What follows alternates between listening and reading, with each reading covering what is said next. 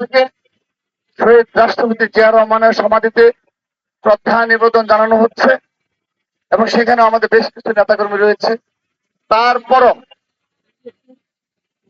দিনের মতো আপনারা দেখতে পাচ্ছেন ইতিমধ্যে ছাত্র দলের কয়েক হাজার নেতাকর্মী আমরা আজ এই নির্বাচন কমিশনের ভবনের সম্মুখে অবস্থান নিয়েছি।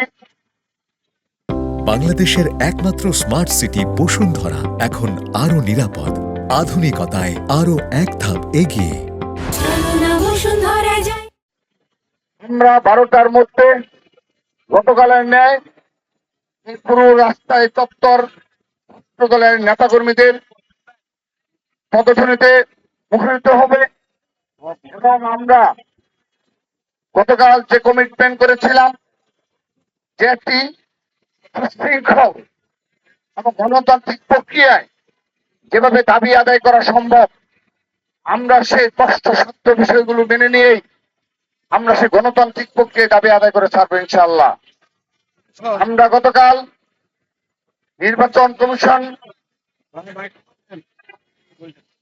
আমাদেরকে আমন্ত্রণ জানিয়েছিল, আমরা সেই আমন্ত্রণ গ্রহণ করেছি এবং আমরা আমাদের যে 3টি বিষয় রয়েছে এবং অপর বিষয়ে আমরা আমাদের মনোভাব ব্যক্ত করেছি এবং তারা আমাদের কথা দিয়েছে অবশ্যই যৌক্তিক বিষয়গুলো বিবেচনা করবে।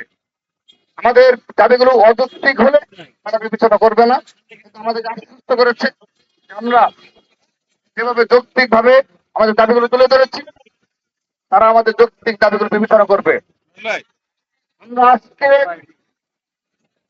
সেই আশ্বাসের প্রতিফলন দেখতে চাই, বাস্তবায়ন দেখতে চাই। সেজন্যই আমরা দ্বিতীয় দিনের মতো এখানে পক্ষ থেকে আবারও ঘেরাও কর্মসূচি পালিত হচ্ছে। ছাত্র দলের সকল পর্যায়ের নেতাকর্মীদের গতকালের ন্যায় সুশৃঙ্খল ভাবে আমরা এখানে